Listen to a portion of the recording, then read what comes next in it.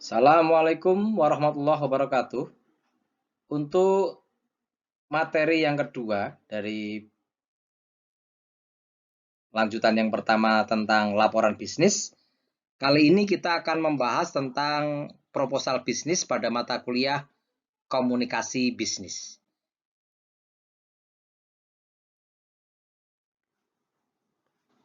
Kita akan bahas tentang definisi proposal bisnis dan juga fungsi proposal bisnis untuk di slide awal ini ya.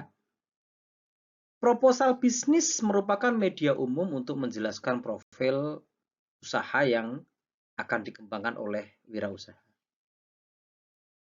Proposal bisnis merupakan dokumen tertulis yang menggambarkan semua unsur, baik internal maupun eksternal, mengenai suatu usaha baru. Nah, beberapa hal yang perlu dijelaskan dalam proposal bisnis ini antara lain adalah yang pertama, hasil studi kelayakan usaha. Ya. Yang kedua, penelitian dan pengembangan. Yang ketiga, masalah pabrik, manajemen usaha, pemasaran, risiko yang dihadapi, masalah finansial, ya ini misalnya kebutuhan investasi atau modal, biaya operasional dan estimasi keuntungan, serta yang terakhir adalah yang perlu dijelaskan adalah penjadwalan waktu usaha.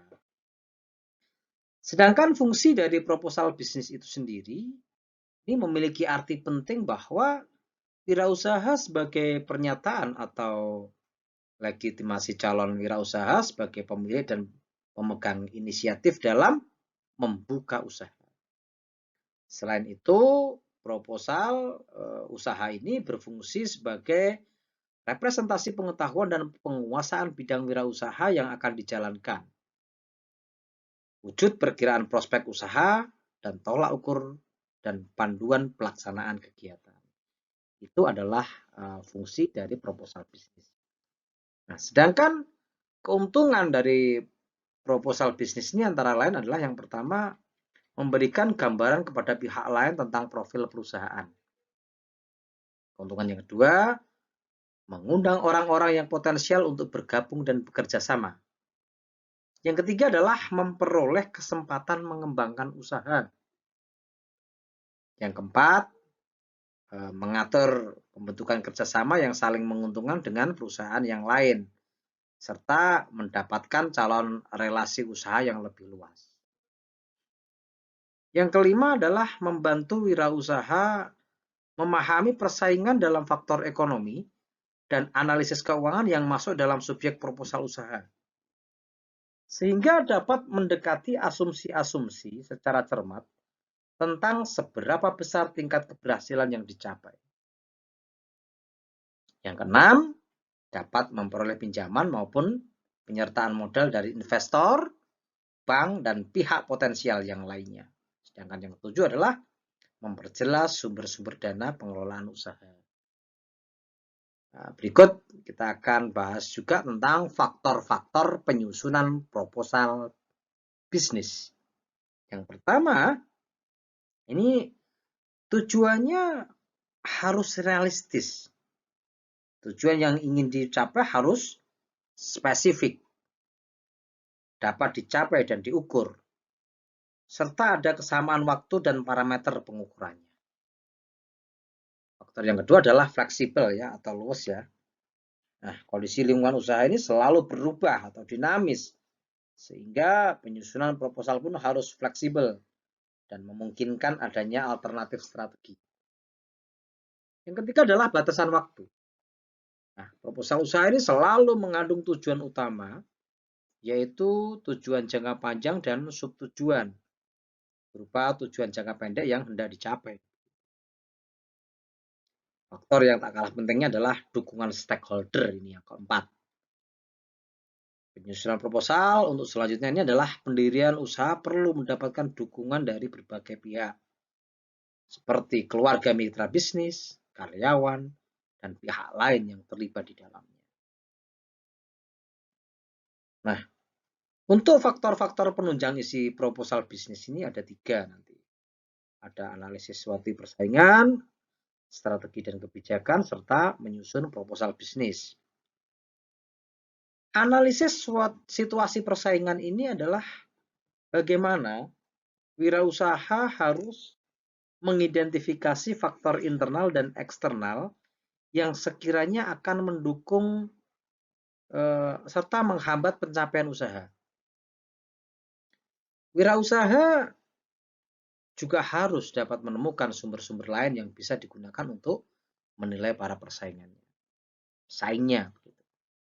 Faktor yang kedua dari penunjang isi proposal bisnis adalah strategi dan kebijakan. Proposal usaha akan menunjang strategi dan kebijakan dalam bidang pemasaran, terutama dalam penetapan harga.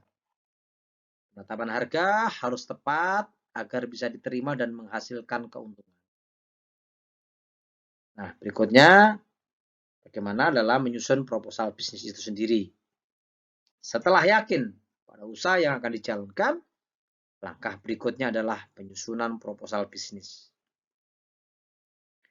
Beberapa petunjuk yang harus dipenuhi dalam penyusunan proposal bisnis ini adalah yang pertama, menetapkan jenis usaha, aspek produk, pemasaran, teknik penyaluran organisasi manajemen, dan aspek yuridis. Yang kedua adalah melaksanakan aspek administrasi. Sedangkan yang ketiga, mengetahui aspek sumber keuangan, serta yang keempat adalah mempelajari kebijakan pemerintah, terutama berkaitan dengan analisis masalah dampak lingkungan. Jadi, proposal bisnis harus disusun secara singkat, jelas, dan padat, sehingga ketika orang lain membaca proposal tersebut, mereka akan segera menemukan gambaran yang jelas tentang usaha yang sedang dirancang.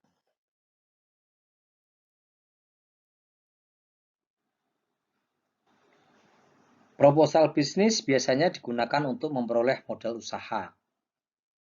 Oleh karena itu, wirausaha harus membuat proposal yang berisi informasi lengkap tentang hal-hal yang sedang atau akan dijalankan, serta modal yang diperlukan. Berdasarkan proposal tersebut, pihak lembaga keuangan, biasanya bank, akan menilai apakah wirausaha tersebut pantas memperoleh pinjaman atau tidak. Informasi yang biasanya tercantum dalam sebuah proposal usaha antara lain yang pertama, uraian usaha. Uraian usaha ini memberikan penjelasan singkat tentang usaha yang sedang atau yang akan dijalankan. Biasanya berisi latar belakang pendirian usaha dan prospeknya di masa yang akan mendatang. Selain itu, juga berisi keunggulan dari bidang usaha tersebut dan kendala yang mungkin dihadapi serta pemecahannya. Ini biasanya juga menggunakan analisis SWOT. Yang kedua adalah produk. Ini yang harus ditampilkan dalam informasi proposal usaha. Proposal usaha ini menguraikan secara rinci tentang spesifikasi dari sebuah produk, misalnya ukuran, jenis kegunaan, dan banyak produk yang dihasilkan, jenis produk yang dihasilkan ini bergantung pada minat dan pengetahuan wirausaha, biasanya berasal dari pengalaman yang pernah diperolehnya. Nah, hal-hal yang harus dipertimbangkan dalam pemilihan produk ini adalah permintaan konsumen akan suatu produk, kebutuhan konsumen yang belum teridentifikasi, juga persaingan pasar, sumber daya yang menunjang pembuatan produk juga. Oke, informasi yang ketiga adalah lokasi. Secara umum ya ada dua hal yang harus diperhatikan dalam menentukan lokasi usaha, ya, yaitu backward linkage. Ya, ini maksudnya dalam memperoleh bahan baku dan pertalian ke depan, ya.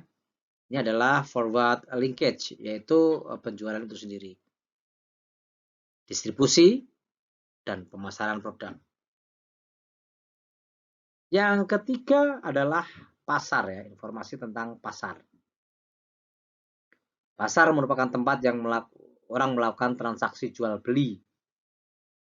Jika dilihat dari sudut pandang ekonomi, pasar merupakan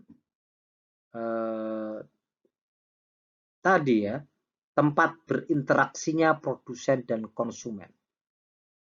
Sebagai contoh, seorang wirausaha akan membuka bisnis bidang kecantikan misalnya, oleh karena itu dia harus menetapkan segmen pasarnya adalah wanita golongan menengah ke atas 25 tahun gitu ya. Selain segmen pasar dan konsumen, wirausaha juga menyertakan strategi pemasaran yang akan diambil termasuk kebijakan harga. Informasi yang kelima adalah persaingan.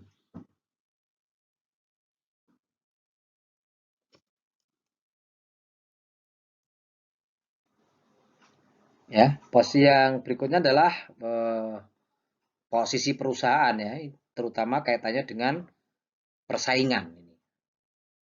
Ya, perusahaan ini harus bisa menjelaskan posisi usahanya dan persaingannya dalam pasar yang ada. Ya, selain itu, perusahaan juga harus bisa menggambarkan strategi yang akan dijalankan untuk memenangkan pasar. Ya, ini bisa diklasifikasikan sebagai pemimpin pasar.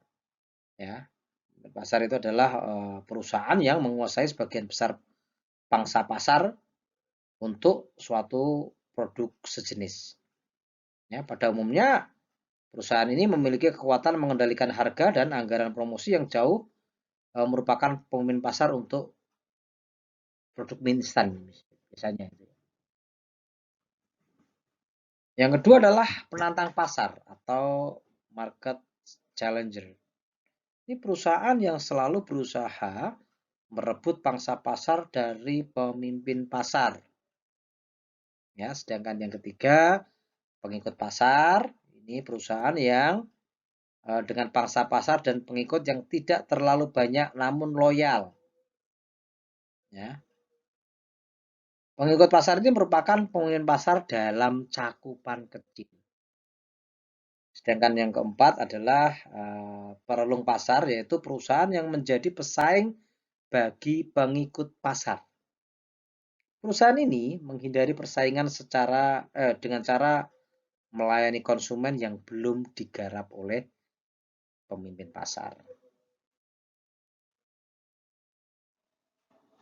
Informasi berikut yang harus ada dalam proposal wirausaha adalah laporan keuangan. Wirausaha yang telah memiliki usaha wajib menyertakan laporan keuangan yang lalu gitu dalam rencana usahanya ya. Sementara wirausaha yang baru akan memulai usaha harus menyertakan rencana permodalannya, estimasi biaya, dan pendapatannya. Hal ini dimaksudkan agar penyandang modal bisa menilai kemampuan real maupun potensial perusahaan tersebut. Yang ketujuh adalah manajemen ya dalam informasi proposal usaha. Wirausaha harus mendeskripsikan atau menguraikan bentuk kepemilikan, struktur modal, serta peranan dari masing-masing suborganisasi perusahaan. Ya. Wirausaha juga harus menjelaskan status badan usaha yang dikelolanya. Apakah berstatus perseroan, firma, CV, atau bentuk badan usaha yang lainnya. Yang kedelapan adalah personalia atau sumber daya manusia. Wirausaha harus menjelaskan susunan personalia dalam struktur organisasi perusahaan lengkap dengan jumlah pegawai dan latar belakang pendidikan. Sedangkan yang ke-9, proposal kredit ya. Ini wirausaha jika mengajukan sejumlah dana yang diperlukan dalam mengembangkan usahanya, kebutuhan dana harus diperinci alokasinya. Misalnya, dana yang dibutuhkan untuk menambah mesin, pembelian bahan baku, dan yang lain-lain. Serta yang terakhir dalam informasi proposal usaha adalah lampiran ya. Jadi dokumen-dokumen penting perusahaan seperti akte pendirian perusahaan, ya, SIUP, sertifikat tanah, dan sebagainya itu juga harus dimasukkan dalam sebuah informasi proposal usaha. Yang terakhir ini kita akan bahas tentang penjelasan draft proposal usaha. Nah, ini yang pertama ada halaman depan ya. Jadi pada dasarnya proposal usaha itu memuat yang pertama halaman depan. Ini berisi nama, alamat perusahaan, beserta nama orang yang bertanggung jawab. Yang kedua adalah daftar isi. Secara rinci menyebutkan seluruh isi draft proposal dan nomor halamannya. Sedangkan yang ketiga adalah rangkuman eksekutif. Ini berisi keseluruhan usaha secara singkat, penjelasan perusahaan, menjelaskan strategi perusahaan, dan tim manajemen pengelola perusahaan. Sedangkan yang keempat adalah pemasaran dan strategi serta ramalan tentang target konsumen di masa mendatang. Barang dan jasa yang dihasilkan menjelaskan jumlah bahan baku, mutu, kegunaan, dan serta kelebihan produk. Sedangkan yang kelima adalah usaha meningkatkan penjualan. Ini menjelaskan berbagai teknik promosi permodalan, merencanakan rencana permodalan, dan proyeksinya neraca pendahuluan arus kas dan pendapatannya. Ya. Itu adalah beberapa hal-hal yang harus diperhatikan dalam proposal usaha ya, terutama dalam menyusun draft proposal. Terima kasih. Itu untuk materi tentang proposal bisnis ya atau proposal usaha. Selanjutnya nanti akan kita sambung lagi dengan materi tentang press release.